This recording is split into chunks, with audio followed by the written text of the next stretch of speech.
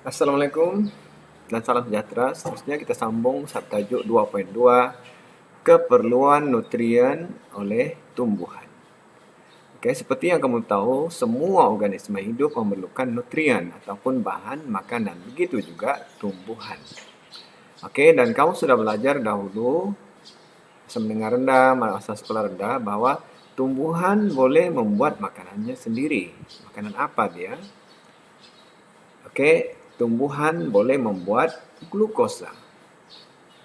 Oke, dari glukosa inilah akhirnya tumbuhan menukarkan glukosa ke bentuk-bentuk makanan yang lain. Glukosa inilah yang jadi kanji. Apa dia? Beras, ubi, lobak, jagung. Isi-isinya itulah kanji. Oke, seterusnya ini juga akan digunakan untuk membuat lemak ataupun minyak sawit, minyak jagung, minyak kacang soya. Oke, glukosa ini juga lah yang akan digunakan untuk membuat protein.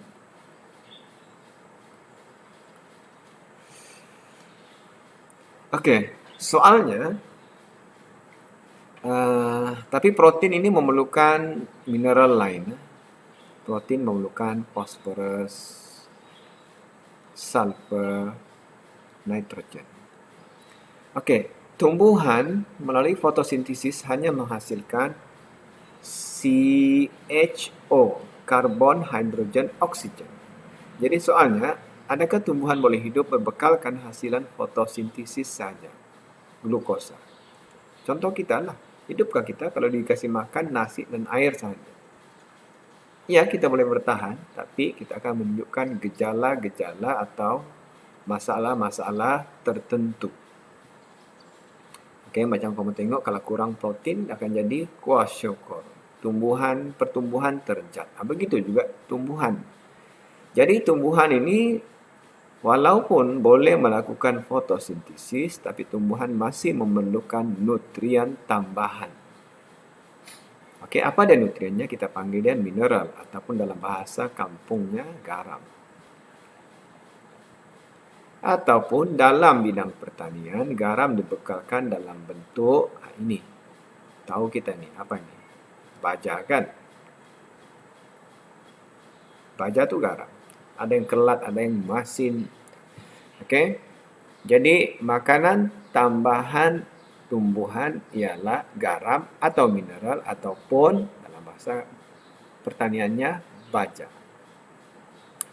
Oke, dan baja ini macam-macam kandungannya. Kalau kamu tengok di sini ada nombor, ini nisbah. 13, 13, 13 itu adalah N, P, K. Nitrogen, fosforus, kalium.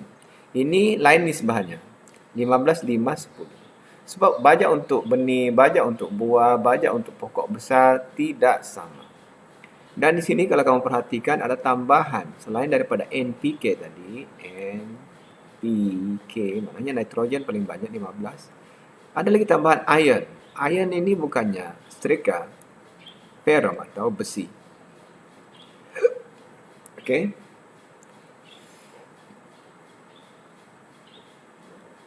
Dan baja ini macam-macam dia punya warna dan dibuat dalam bentuk pellet, granul, biji-biji. Yang pink ini banyak potasium. Oke, mineral. Mineral dikelaskan kepada dua, yaitu makro dan mikronutrien. Apa dia makro? Makro maknanya besar.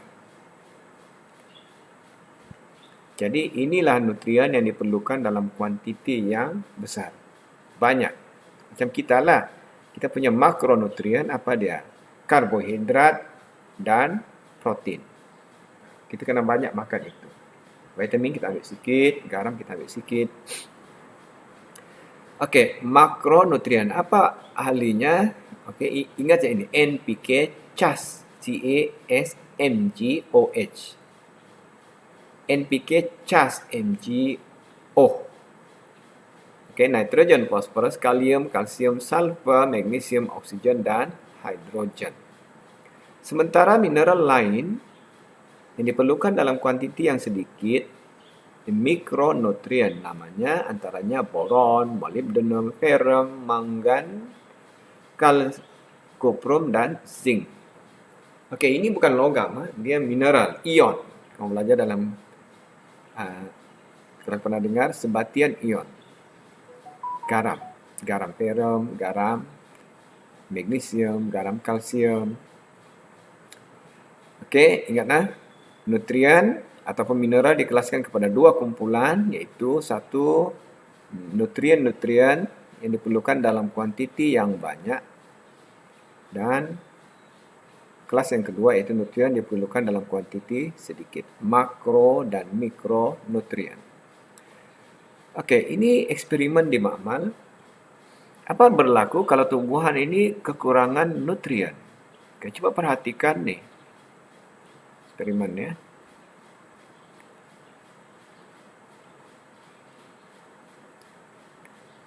Okey, pokok ini dibekalkan dengan larutan NOP dia panggil, ataupun larutan yang lengkap cukup makanan.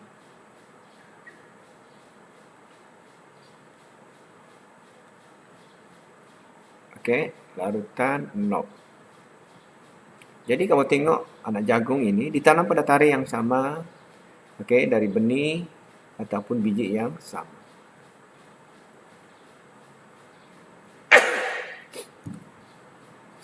Tengok ini, subur. Ini yang paling besar kan? Kamu tengok daunnya 1, 2, 3, 4, 5 dan tiada yang mati. Jadi maknanya untuk tumbuh subur normal, tumbuhan mesti dibekalkan dengan nutrien ataupun mineral yang cukup. Kamu tengok kalau kita tidak bagi fosforus. Tengok anak pokoknya, sudahlah kecil ada daun yang mati. Ini mati. Kecil. Okey, kalau kita tidak bagi nitrogen. Tiada nitrogen, sama juga. Bilangan daunnya 1, 2, 3, 4. 1, 2, 3. Ada yang mati 1. Air suling, kosong, tiada nutrien. Sama juga, 1, 2, 3 daun saja dan kecil. Jadi, ini bukti bahawa untuk tumbuhan tumbuh dalam keadaan normal, kita mesti bekalkan tumbuhan dengan nutrien atau mineral atau baja yang cukup. Okey, kita perhatikan apa fungsi, apa kesan kekurangan nutrien tertentu, mineral tertentu. Okey, ini nitrogen. Nitrogen perlu untuk pembentukan protein.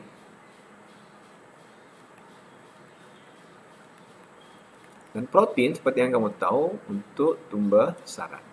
Jadi kalau tiada nitrogen, kita jangkakan tumbuhan itu mesti terencat. Dan antara ciri-ciri kekurangan nitrogen juga ialah klorosis.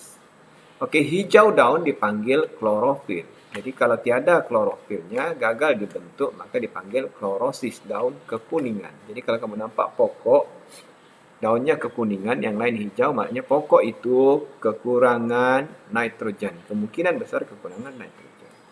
Okey, ini contoh plot ataupun sawah ataupun bidang tanah yang digunakan untuk kajian. Kalau kamu perhatikan, kamu boleh nampak area ini, kawasan ini, daunnya kekuning-kuningan dan rendah. Kenapa? Ini kekurangan nitrogen. Ini pun boleh nampak kuning sikit. Sana yang hijau gelap.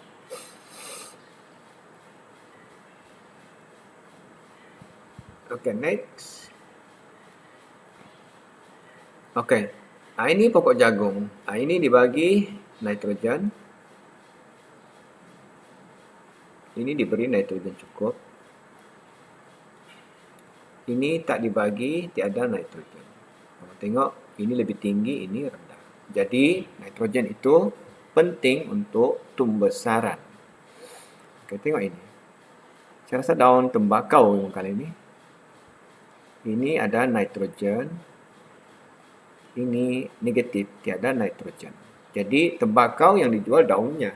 Jadi, kalau kita letak banyak, daunnya makin besar. Jadi, hasil makin tinggi. Kalau tidak, nanti begini, kecil. Okey, seterusnya kekurangan fosforus. Ini pokok jagung. Pokok jagung kamu tahu kan daunnya hijau. Bila kekurangan fosforus dia jadi ungu dan terencat pembesaran. Itu sebabnya NPK. 3 ni nutrien paling penting. Macam kita lah. Karbohidrat, protein, vitamin penting. Okey, ini contoh jagung. Kamu tengok, ini jagung yang cukup fosforus. Fosforusnya okey. Ini fosforusnya KO. Tidak diberi fosforus. Kamu tengok daun kekuningan terencat. Ini saya rasa kalau bukan lalang, padi ni. Kekurangan kalium pula. Tengok. Ini kalium. Okey. Kalium KO. Tiada. Habis. Terencat pembesaran. Okey, padi. Kamu tengok. Padi. Ini kalium cukup. Ini kalium 0. Kamu tengok pesannya. Bilangan daun, kalau cukup kalium, bilangan daunnya banyak. Ini kurang. Tinggi.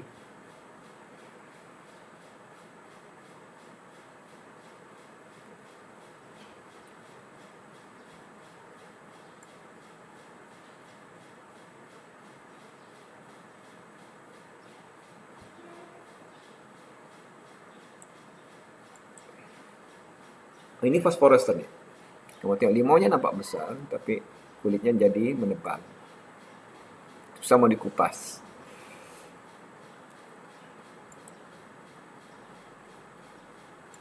Okey, ini contoh kekurangan kalsium. Jadi, kamu tengok apple tu jadi berpenyakit. Cepat sakit. Bintik-bintik ini serangan kulat atau bakteria. Jadi, apple begini tidak akan boleh dijual. Rosak. Dianggap rosak.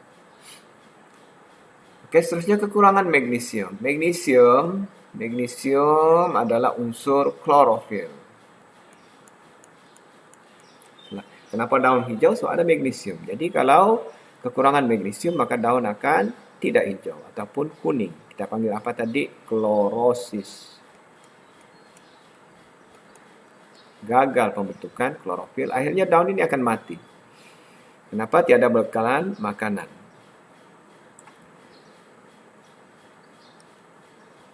Okey, kesan kekurangan ferrum. Kamu tengok daun kekuningan, pokoknya rendah-rendah. Jadi apapun kesimpulannya, tumbuhan sama seperti manusia, okey, memerlukan nutrien. Walaupun tumbuhan boleh membuat makanan sendiri, tetapi tumbuhan masih lagi memerlukan nutrien yang diambil melalui akar dari tanah. Sama ada kita bekalkan melalui pembajaan ataupun secara semula jadi ada di dalam tanah.